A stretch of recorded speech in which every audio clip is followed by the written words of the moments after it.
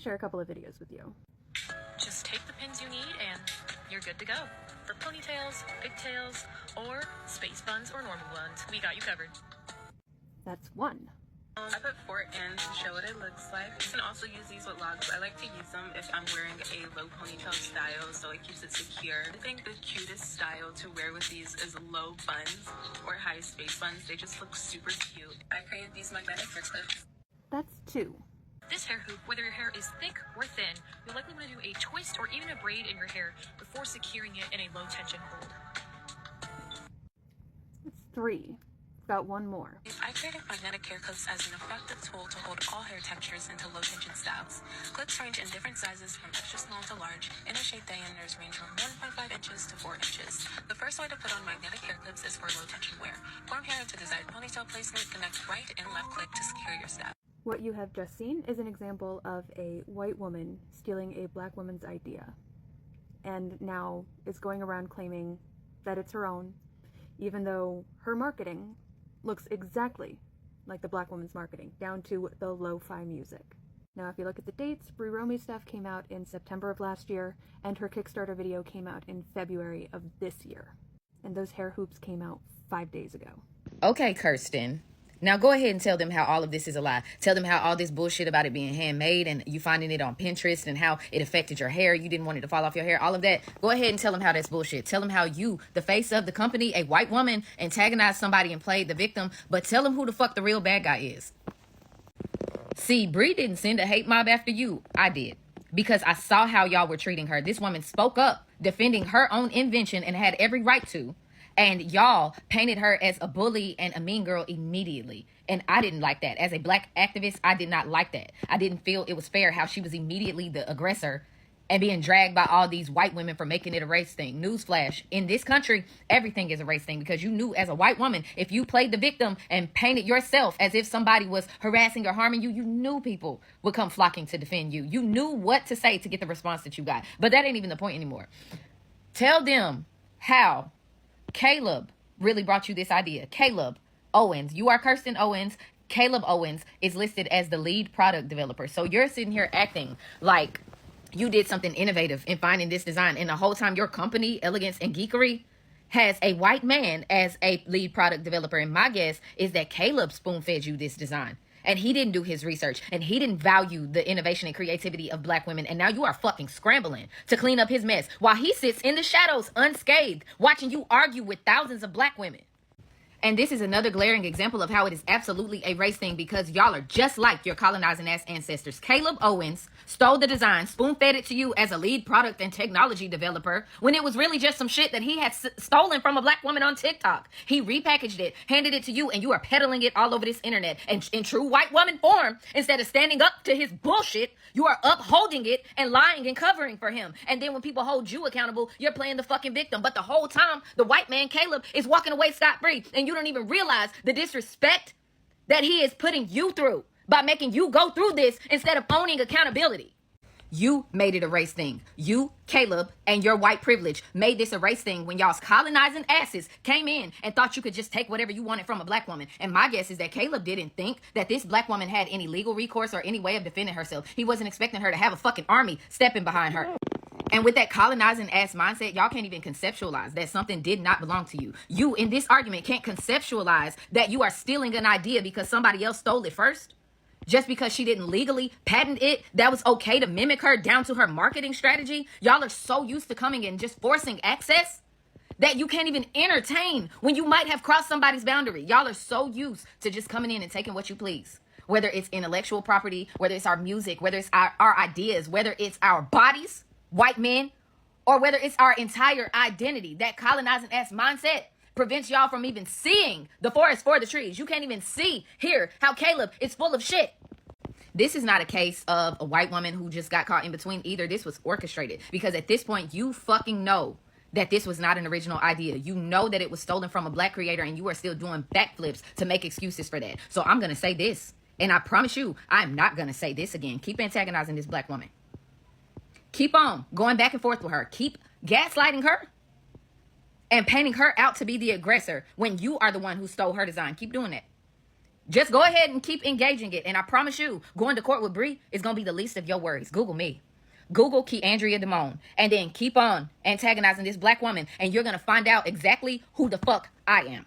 Why is it that when black people build something, it's not fine? Like, it doesn't look so fine.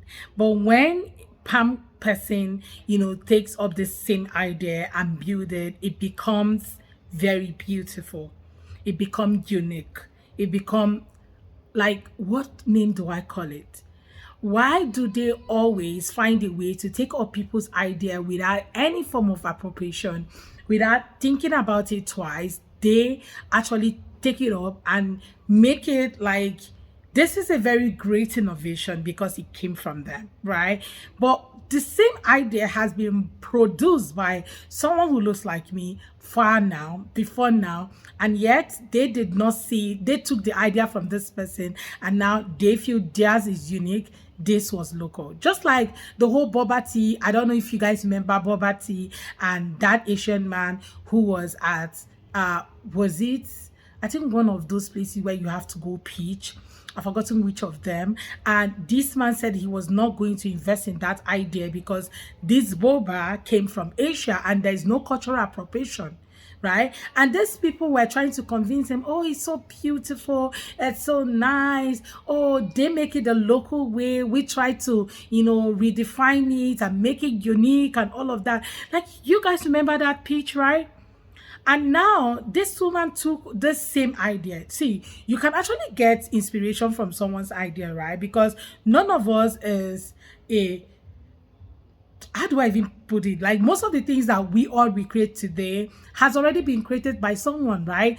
Okay, but get an idea from somebody, you should always credit the person. I got this idea from this person. Like, that should be like an appropriation, okay, to this person. But somehow you created the idea, you got the idea from this person, and still try so hard to use the same music, the same style of advert, the same marketing style. That's exactly what you use to promote your own product. Okay, so this palm color woman took this idea from a black woman, and the same idea, the same thing, the same advert, the same way of her style of marketing, the same way, that's what she used to do her marketing. I think that's why everybody's actually talking about it. Well, let's look at other videos, then I'll come back with the commentary. Credit to all creators for this video. Let's go watch.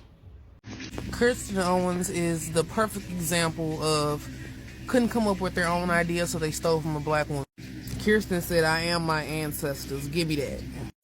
This woman stole the idea for hair clips from a black woman who has locks, who was creating hair clips to hold locks in place. Because if you have locks, you know that they can get thick. Tell me why Kirsten stole her idea and started selling them bitches.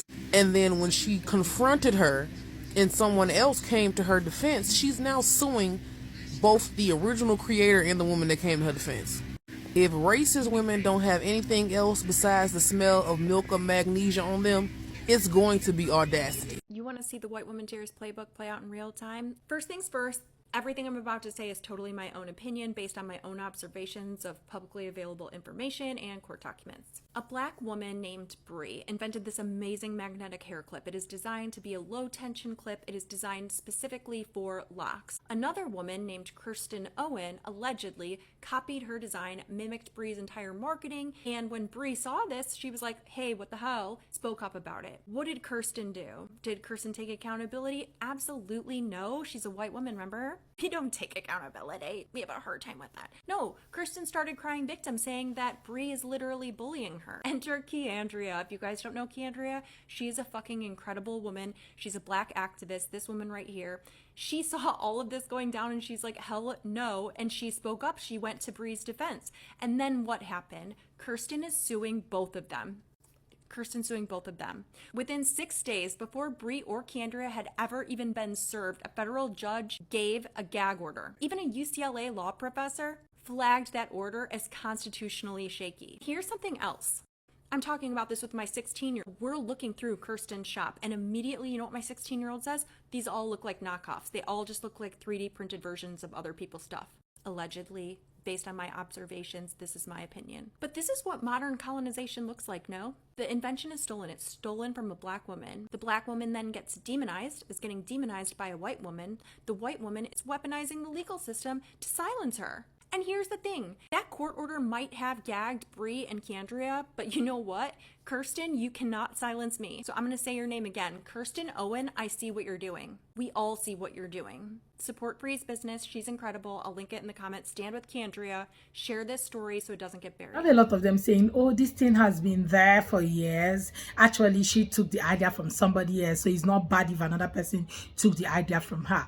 Nobody is saying that you should not get inspiration from somebody to create your product, right? But what people are trying to tell you is the fact that you cannot take the same thing, like the same marketing strategy, the same everything, okay? If you watch the both videos, you see that it is the same thing, the same sound. Everything that that woman did was exactly what this person did, okay, to promote her own product as well, okay? The same product that you took from somebody, you took her idea, you took her marketing strategy, you legit took everything. And no way did you even appropriate it to her, like, oh, this idea was gotten from this person. I think we've seen videos of even people, you know, from Scandinavian people talking about how people take their earrings and they turn it to something else and they write it, or white person will take the idea and write it something bohemia earring, something like that. Just put it a name and you'll be wondering, like, where and where, like, how can you say this is this? Whereas this product came from a particular place and you did not even appropriate it to these people. They wear particular attire and they say that it's their culture. Like Pam will say that that's their culture, that's their attire.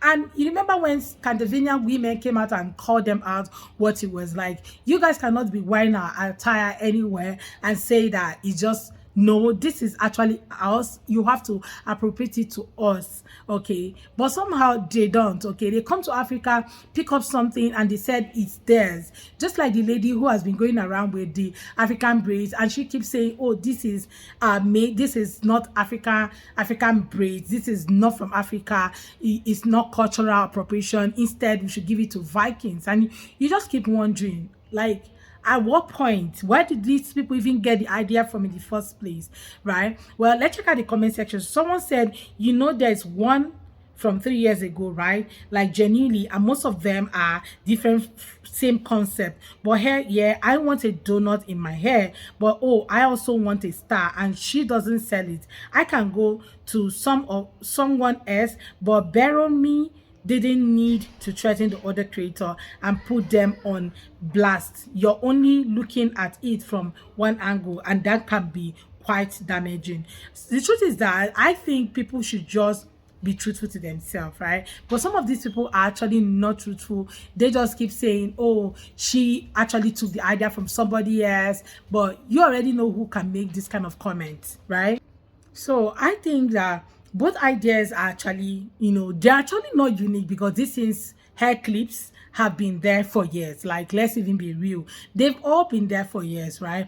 I think that what actually drew the attention was the fact that she used the exact marketing strategy, the same marketing style, okay, that this other lady used. That's what she used. If not, I don't think that would have been a call out, right? But if she had gone ahead to do her product, because every one of them is entitled to their own opinion, you got the idea from this person, is okay, but try as much as possible to give credit, okay, or even have a strategy, different ways, okay, that you can market your thing. And I think I saw a comment where somebody was saying that Palm has already started suing the other woman, okay, for calling her out. Well, I don't know about that, but let's check out this last comment. So someone said she could have at least given credit where credit is due, and I promise this could have had a better one out, better outcome for Columbus, I mean the white lady, okay? Anyway, but she never did. And now, if at all she's suing, like somebody commented, it is what it is. I think the court has the right to now decide whatever thing they decide to decide, right? But let me hear your own take about today's video and all of this, okay? Especially this whole cultural appropriation thing that has never happened. Like, I don't know when we're ever going to see that, but let's take it one step at a time. Let me know what your thoughts are in the comments. Please consider subscribing if you have not already, and don't forget to give the video a thumbs up so that more people can see it. Credit to all creators on this video. See you all on my next. Bye guys.